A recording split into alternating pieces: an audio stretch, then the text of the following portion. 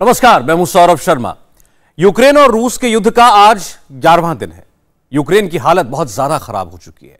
NATO ने मुंह मोड़ लिया है और अब यूक्रेन के राष्ट्रपति व्लादिमीर ज़ेलेंस्की राष्ट्रपति पुतिन से सीधे बात करना चाहते हैं, लेकिन पुतिन ने पिछले 24 घंटों में अपना इरादा बदल दिया है। पुतिन इस वक्त यूक्रेन को घुटने टेकते हुए ही देखना चाहते हैं और कुछ नहीं, और इसलिए उन्होंने इस पूरे युद्ध में यूक्रेन के न्यूक्लियर प्रोग्राम को भी खींच लिया है और कहा है कि यूक्रेन डर्टी बॉम्ब बनाना चाहता है और इसमें पश्चिमी देश भी उसकी मदद कर रहे हैं। पुतिन ने कहा है कि नेटो और अमेरिका रूस को गन पॉइंट पर रखना चाहते हैं। पुतिन की इस स्टेटमेंट के पीछे एक और सबसे बड़ी वजह क्या है, पूरी बात इस रिपोर्ट को देखकर समझिए।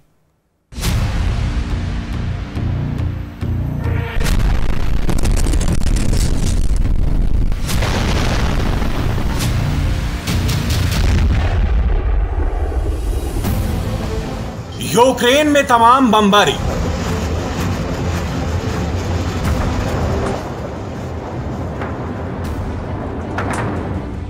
कीव से लेकर मारिउपोल और खार्किव तक लड़ाई क्या एटम बम वाले खतरे की तरफ बढ़ रही है?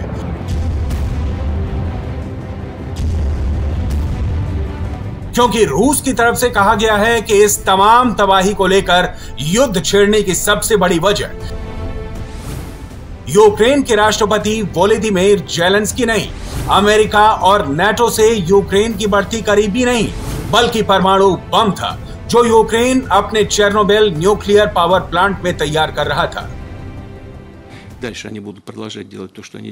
अगर उन्होंने ऐसा करना जारी रखा तो जैसा मैंने कहा कि वो यूक्रेन के एक देश के भविष्य को लेकर सवाल खड़ा करेंगे, और अगर ऐसा होता है तो ये पूरी तरह उनके ऊपर ही होगा। रूस का कहना है कि यूक्रेन चेर्नोबिल में प्लूटोनियम आधारित डर्टी बम बनाने के करीब था। डर्टी बम एक तरह का परमाणु बम होता है जिसमें रेडियो एक्टिव मटेरियल का इस्तेमाल होता है। तो क्या एटम बम को लेकर पुतिन का डर वाकई सही है? क्या यूक्रेन परमाणु बम बनाने के बहुत करीब था जैसा रूस का दावा है? क्या बम बनाने में अमेरिका और पश्चिमी देश यूक्रेन की मदद कर रहे थे? यूक्रेन की परमाणु बम बनाने की सलाहियत और पश्चिमी देशों के इसमें मदद को लेकर पुतिन ने क्या कहा, वो गौर से देखिए।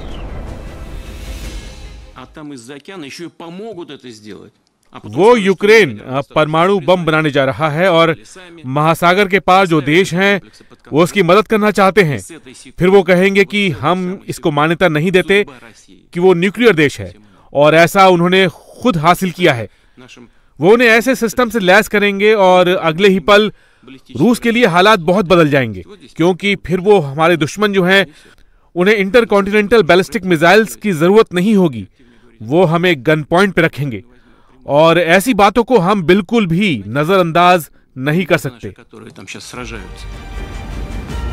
24 फरवरी को शुरू हुए युद्ध के बाद से ही रूस अपनी कार्रवाई को सही ठहरा रहा था। पुतिन कई तरह के तर्क दे चुके हैं और अब न्यूक्लियर बम बनाने की बात को उन्होंने सबसे ज्यादा खतरा बताया है।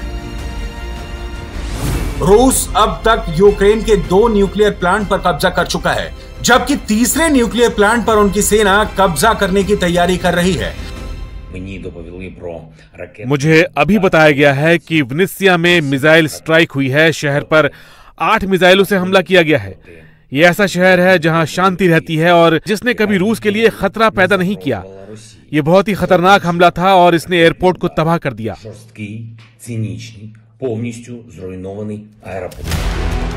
यूक्रेन के राष्ट्रपति वोलोदिमीर ज़ेलेंस्की ने दावा किया है और अमेरिकी सांसदों को भी बताया है कि रूस की फोर्स अब तीसरे पावर प्लांट की तरफ बढ़ रही है। यूक्रेन की न्यूक्लियर ताकत, उसकी एटमी टेक्नोलॉजी को लेकर सलाहियत को समझना पड़ेगा। यूक्रेन के पास न्यूक्लियर रिसर्च के लिए इंफ्रास्ट्रक्चर क्या है, ये भी देखना पड़ेगा। चेर्नोबिल कहां है? चेर्नोबिल के साथ रूस ने यूक्रेन के कौन से न्यूक्लियर प्लांट पर कब्जा किया है, और यूक्रेन के न्यूक्लियर हो जाने को लेकर पुतिन को डर क्या है, वो भी देखिए। लेकिन उससे पहले ये भी देखिए, यूक्रेन के इस मैप पर देखिए कि कहां कहां उसके पास न्यूक्लियर पावर प्लांट है। उत्तर में निष्क्रिय रहे चेर्नोबिल परमाणु प्लांट पर रूस कब्जा कर चुका है। दक्षिण में ज़ेपोरिजिया प्लांट पर उसका कब्जा हो चुका है। यह यूक्रेन का सबसे बड़ा न्यूक्लियर प्लांट है। यूक्रेन में 15 परमाणु रिएक्टर हैं, जिसमें 6 यहीं ज़ेपोरिजिया में हैं। रूस को डर है कि चेर्नोबिल के साथ ऐसे परमाणु ठिकानों पर बम बनाने का काम हो सकता है। वहीं पश्चिमी देशों से भी यूक्रेन को मदद मिल सकती है। हम यूक्रेन की तरफ से इस तरह के किसी भी खतरे को नजरअंदाज नहीं कर सकते, क्योंकि पश्चिमी देशों की मदद से उसे हथियार मिल सकते हैं जो रूस के लिए बहुत बड़ा खतरा पैदा कर देंगे। हम देख रहे हैं कि यूक्रेन की सरकार की कैसे मदद की जा रही है। ज़ेपोरिज़िया न्यूक्लियर प्लांट पर कब्जे को लेकर यूक्रेन और रूस की सेना के बीच लड़ाई भी हुई। इस न्यूक्लियर प्लांट और उसके आसपास तोप और टैंक के गोले भी पड़े मिले हैं। डर था कि ये युद्ध कहीं न्यूक्लियर प्लांट के लिए खतरा न बन जाए, और फिर रेडिएशन फैलने का खतरा भी था।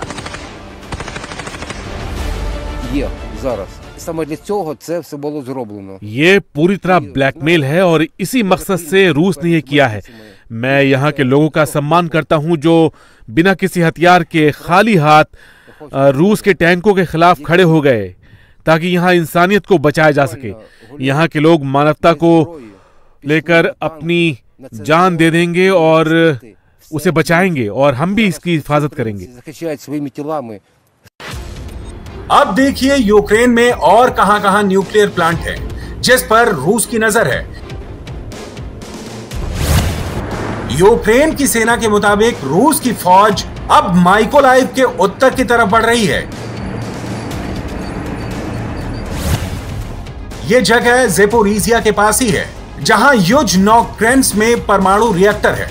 इसके अलावा उत्तर में चेर्नोबिल में रूस का कब्जा है। वहीं उत्तर पश्चिम यूक्रेन में रिव और खेमेलनित्स्की में भी न्यूक्लियर प्लांट हैं। पुतिन ने युद्ध शुरू होने के बाद अपनी न्यूक्लियर फोर्स से क्या कहा था, उनकी बात को बहुत गौर से सुनिएगा।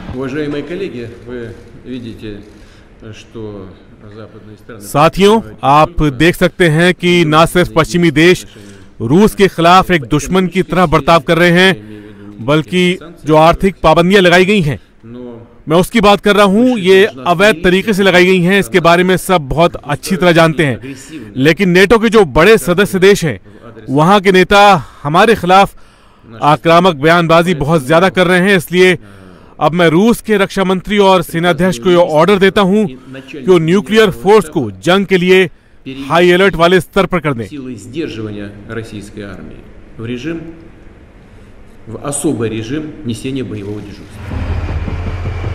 न्यूक्लियर फोर्स को हाई अलर्ट पर रखने का एक ही मतलब है, पुतिन का गुस्सा 7वें आसमान पर है। न्यूक्लियर वॉर के लिए पूरी तरह तैयार हैं। रूस की आर्थिक हालत चाहे बेहतर ना हो, लेकिन वो एक सुपर पावर रहा है, और आज भी उसके दर्जे को युद्ध और हथियारों के मामले में कमजोर समझना बहुत बड़ी भूल कही जाएगी। पुतिन न्यूक्लियर फोर्स को तैयार कर चुके हैं। इसके पीछे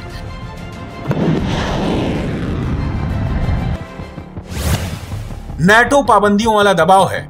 अमेरिका और उसके साथियों का यूक्रेन को नए हथियारों से लैस किया जाना है। पुतिन इस जंग में लंबा और खतरनाक युद्ध लड़ने का मूड बनाकर उतरे हैं, और यही वजह है कि उन्होंने रूस में भी आम लोगों से रिजर्व फोर्स के लिए भर्ती होने के लिए कहा है।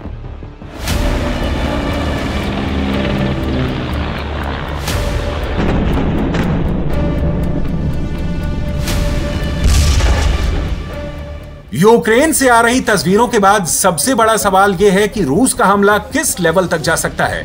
इसका जवाब पूरी दुनिया जानना चाहती है, क्योंकि पुतिन ने पीछे हटने से इनकार कर दिया है। रूसी विदेश मंत्री सर्गेई लावरोव भी कई बार दोहरा चुके हैं, यूक्रेन परमाणु बम हासिल करने की कोशिश कर रहा था, लिहाजा युद्ध करना रूस की मजबूरी बन गया। अगर जंग खिंची तो समझिए खतरा बहुत ही हाई लेवल पर पहुंचेगा, क्योंकि इस वक्त रूस के टारगेट पर यूक्रेन की राजधानी है, यूक्रेन की पॉलिटिकल और मिलिट्री लीडरशिप है। हम रोज कहते हैं कि यूक्रेन के ऊपर आसमान को रूस के लिए बंद कर दिया जाए, उसकी मिसाइल, उसके फाइटर जेट, इन सभी आतंकवादियों के लिए और लोगों की मदद के लिए आसमान खोलिए जहां मिसाइल और बम की कोई जगह ना हो। यह आप लोगों की ड्यूटी है कि ऐसा करें और हमें बचाएं। पश्चिमी देश ऐसा कर सकते हैं।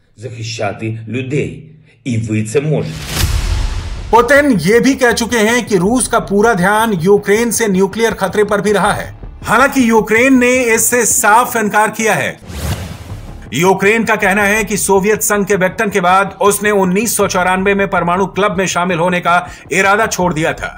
सोवियत संघ के दौरान यूक्रेन में कई परमाणु बम थे। हालांकि 1994 में इसे रूस को वापस कर दिया गया था, लेकिन रूस का आरोप है कि उस दौरान तकनीक मौजूद होने के आधार पर यूक्रेन परमाणु बना रहा है। हम ये भी सुन रहे हैं कि जिस तरह के यूक्रेन की तरफ से बयान आए हैं, यूक्रेन अपने परमाणु हथियार बनाना चाहता है और ये बात खोखली नहीं है, क्योंकि यूक्रेन के पास सोवियत संघ के दौर की तकनीक है जिससे ऐसे हथियार बनाए जा सकते हैं। तो ये हमारे लिए बहुत बड़ा खतरा है। पुतिन परमाणु बम का जिक्र साफ साफ कर रहे हैं। अमेरिका को पता है कि रूस के पास कितने परमाणु बम हैं। नाटो को मालूम है कि अगर मामला एटम बम तक पहुंचा तो अमेरिका बाद में, बल्कि वो सबसे पहले तबाह होगा, क्योंकि युद्ध से पहले रूस अपने कई एटम बम ले जाने वाले हथियार परख चुका है। यूक्रेन से पहले रूस ने न्यूक्लियर ड्रिल में अपने कौन कौन से हथियार दुनिया को एक साथ दिखाए थे, वो देखिए। रूस दुनिया को अपनी कौन से इंटरकॉन्टिनेंटल बैलिस्टिक मिसाइल दिखा चुका है। रूस ने यह भी बताया कि कौन सी परमाणु पनडुब्बी, कौन सी परमाणु मिसाइल लेकर इस वक्त यूरोप के आसपास घूम रही है। पुतिन का सबसे सरप्राइज वाला हथियार क्या हो सकता है, जिसका आसान तोड़ अमेरिका के पास भी नहीं है, वो भी दिखाया।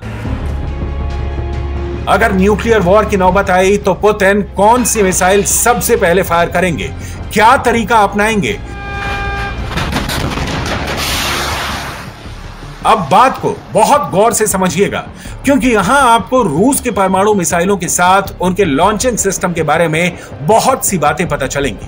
पुतिन के पास वर्ल्ड वॉर के लिए सबसे खतरनाक ऑप्शन क्या है। न्यूक्लियर वॉर के लिए पुतिन के गोदाम में क्या रखा है, वो देखिए। पुतिन की सबसे खतरनाक न्यूक्लियर मिसाइल RS-24 है। पुतिन के पास सबसे लंबी रेंज की मिसाइल सैटर्न भी है। पुतिन के पास सबसे बड़ी मिसाइल सरमत भी है। पुतिन के पास सबसे भरोसेमंद ICBM टोपोल भी है। उनके पास पनडुब्बी से दागी जाने वाली बुलावा मिसाइल का भी ऑप्शन है, और इस वक्त सबसे सटीक लेकिन कम दूरी की इस्कंदर न्यूक्लियर मिसाइल भी है। न्यूक्लियर वॉर की बात इसलिए हो रही है क्योंकि व्लादिमीर पुतिन ने पहले ही नाटो और अमेरिका के खिलाफ अपने न्यूक्लियर डिलीवरी सिस्टम को स्टैंड बाय मोड में रखा हुआ है। मौका न्यूक्लियर वॉर का आया तो क्या होगा, रूस क्या करेगा, और सबसे बड़ी बात कि पुतिन क्या करेंगे, वो देखिए। रूस के राष्ट्रपति के पास एक ब्रीफकेस रहता है जिसे चेकेट कहते हैं। ये देखने में एक साधारण ब्रीफकेस लगता है, लेकिन खोलने पर पाएंगे कि इसमें ऐसे बटन होते हैं जो रूस के परमाणु हथियारों को दागने का आदेश देते हैं। पुतिन को बस ये बटन दबाने हैं और ऑर्डर मिलने पर रूस की परमाणु मिसाइल अटैक के लिए लॉन्च कर दी जाएगी। पुतिन का ये परमाणु ब्रीफकेस टॉप सीक्रेट है, और साल 2019 में दुनिया ने पहली बार पुतिन के इस ब्रीफकेस के अंदर की झलक देखी थी। ये ब्रीफकेस हमेशा पुतिन के साथ चलता है और एक कोड के जरिए ही इसे खोला जा सकता है। ये एक तरह की कमांड पोस्ट है जिसके कमांडर खुद व्लादिमीर पुतिन है। चेगेटम में दरअसल कोई न्यूक्लियर लॉन्च बटन नहीं, बल्कि न्यूक्लियर स्ट्राइक का ऑर्डर वाला बटन होता है। ये रूस के सेंट्रल मिलिट्री कमांड के जनरल को ऑर्डर भेजता है। इसके बाद रूसी जनरल स्टाफ के प्रमुख लॉन्च कोड को उन कमांडर्स को भेजते हैं जिनके पास परमाणु हथियार हैं, यानी मिसाइल रेजिमेंट के कमांडर, परमाणु पनडुब्बी के कमांडर, या फिर न्यूक्लियर एयर स्ट्राइक के कमांडर। न्यूक्लियर वॉर के लिए पुतिन की लिस्ट में कौन कौन सी ICBM यानी इंटरकॉन्टिनेंटल बैलिस्टिक मिसाइल है, वो देखिए। रूस की लंबी दूरी की मिसाइल है सैटर्न, आप इसे शैतान भी कह सकते हैं। इसकी रेंज है 16,000 किलोमीटर। रूस की सबसे बड़ी मिसाइल सरमत, जिसकी लंबाई 35 मीटर है, इसकी रेंज 10,000 किलोमीटर से भी ज्यादा है। रूस की सबसे भरोसेमंद मिसाइल है टोपोल। इसके 2 वर्जन हैं जो 11,000 किलोमीटर तक वार कर सकते हैं। रूस की छोटी दूरी की मिसाइल इस्कंदर, रेंज है 500 किलोमीटर, लेकिन यूरोप के लिए सबसे खतरनाक मिसाइल। रूस में इस वक्त सबसे ज्यादा मोबाइल जो मिसाइल है और जिसकी चर्चा पेरिस से लेकर वॉशिंगटन DC तक रोज होती है, वो है RS-24। 11,000 किलोमीटर की रेंज वाली ये मिसाइल एक ट्यूब नुमा ट्रक पर लोड रहती है।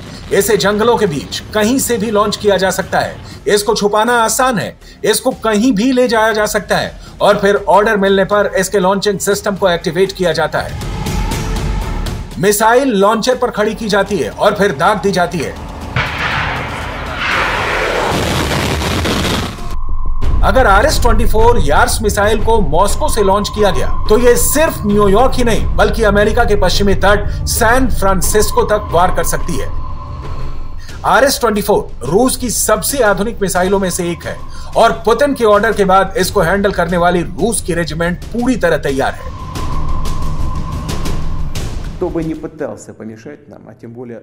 जो भी हमें रोकने की कोशिश करेगा और हमारे देश के लिए, रूस के लोगों के लिए खतरा पैदा करेगा, उसे मालूम होना चाहिए कि रूस और ऐसी जवाबी कार्रवाई करेगा जैसा इतिहास में कभी नहीं देखा गया है। हम किसी भी नतीजे के लिए इस वक्त तैयार हैं। रूस अपनी कई न्यूक्लियर मिसाइलों को पिछले कुछ महीनों से लगातार परख चुका है। यह ऐसी मिसाइल है जो एक साथ 4 या उससे भी ज्यादा वॉरहेड लेकर आसमान की तरफ कूच करती है और फिर कई टारगेट पर परमाणु बम गिरा सकती है। रूस का सबसे खतरनाक हथियार, जिसे पिछले 2 सालों में रूस के स्ट्रेटेजिक वेपन्स में सबसे खास माना जा रहा है, यह है रूस की हाइपरसोनिक मिसाइल किंजल, जो MiG-31 विमान से फायर की जाती है।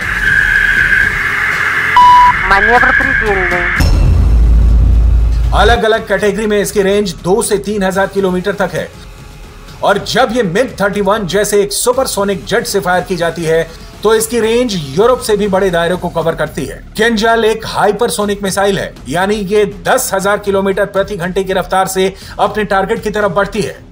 इस रफ्तार से आने वाली मिसाइल को रोकना बहुत मुश्किल है। किंजल को खुद पुतिन रूस के सबसे बेहतरीन मिसाइल हथियारों में दुनिया के सामने पेश कर चुके हैं और अगर अमेरिका और नेटो इस लड़ाई में कूदे तो रूस इस हथियार को इस्तेमाल करने से बिल्कुल भी नहीं हिचकिचाएगा।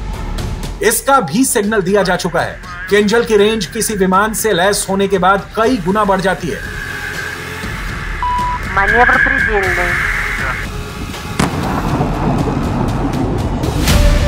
अब देखिए बुलावा मिसाइल, जिसकी रेंज 8000 किलोमीटर से भी ज्यादा है। ये परमाणु पनडुब्बी से लॉन्च की जाती है। रूस में इसे लॉन्च करने के लिए 2 तरह की पनडुब्बी तैयार रहती है।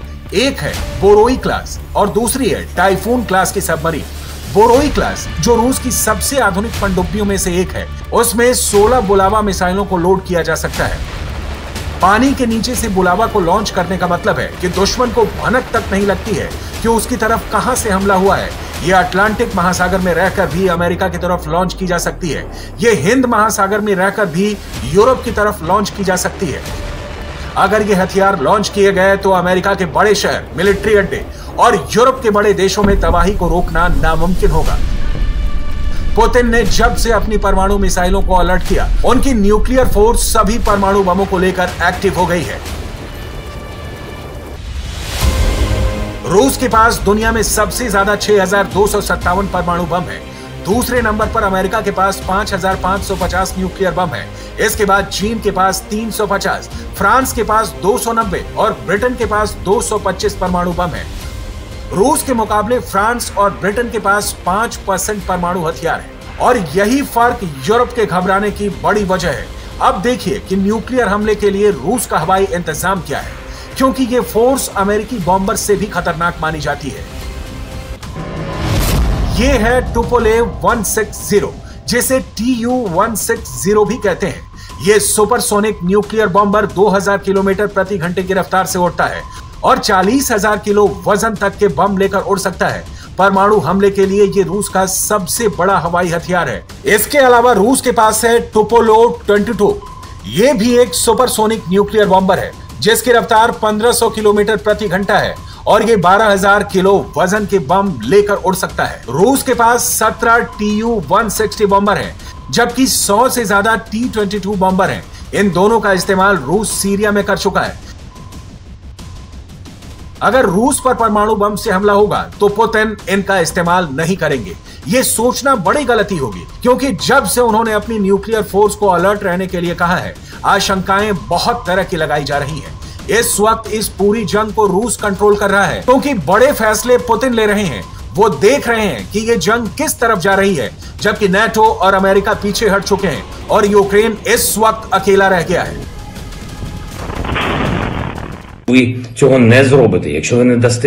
अगर आप नो फ्लाई जोन नहीं बना सकते, अगर हमें फाइटर जेट नहीं दे सकते ताकि हम कम से कम अपने आप को बचा सकें, तब हम इस नतीजे पर पहुंच सकते हैं कि आप भी चाहते हैं कि हम धीरे धीरे मार दिए जाएं। ये दुनिया भर के नेताओं और पश्चिमी देशों की जिम्मेदारी है। यूक्रेन में रूस को बहुत बड़ा नुकसान उठाना पड़ा है। उसके कई विमान और हेलीकॉप्टर एयर डिफेंस सिस्टम का शिकार बने हैं, जबकि रूस के टैंकों को अमेरिका से मिली जेवलिन मिसाइल ने बड़ा नुकसान पहुंचाया है। इस युद्ध को खत्म होने में अभी वक्त लगेगा। हम कई वर्षों की नहीं बल्कि महीनों की बात तो कर ही रहे हैं। इसलिए हम बहुत सी बातें देख रहे हैं, क्योंकि युद्ध कुछ दिनों में खत्म नहीं होने वाला। सच्चाई यह है कि सिर्फ ब्रिटेन ही नहीं, नेटो के सभी सदस्य देश और अमेरिका भी, सभी यूरोप के पार्टनर, हम इस युद्ध में शामिल होने नहीं जा रहे। हम पुतिन को यह कहने का मौका नहीं देना चाहते कि पश्चिम के देश उनके खिलाफ हो गए। अगर रूस के खिलाफ यूक्रेन को हथियारों की सप्लाई लगातार जारी रही तो जाहिर है इससे व्लादिमीर पुतिन खुश नहीं होंगे और उनका गुस्सा यूक्रेन के बाद आसपास के नेटो देशों पर टूट सकता है। लेकिन फिलहाल रूस ने साफ कर दिया है कि परमाणु खतरे को देखते हुए वो कोई समझौता नहीं करेगा और इसे लेकर यूक्रेन में उसकी कार्रवाई जारी रहेगी। इंडिया टीवी हर वक्त हर जगह डाउनलोड करने के लिए सर्च करें India TV news Google play store या ऐप स्टोर पर।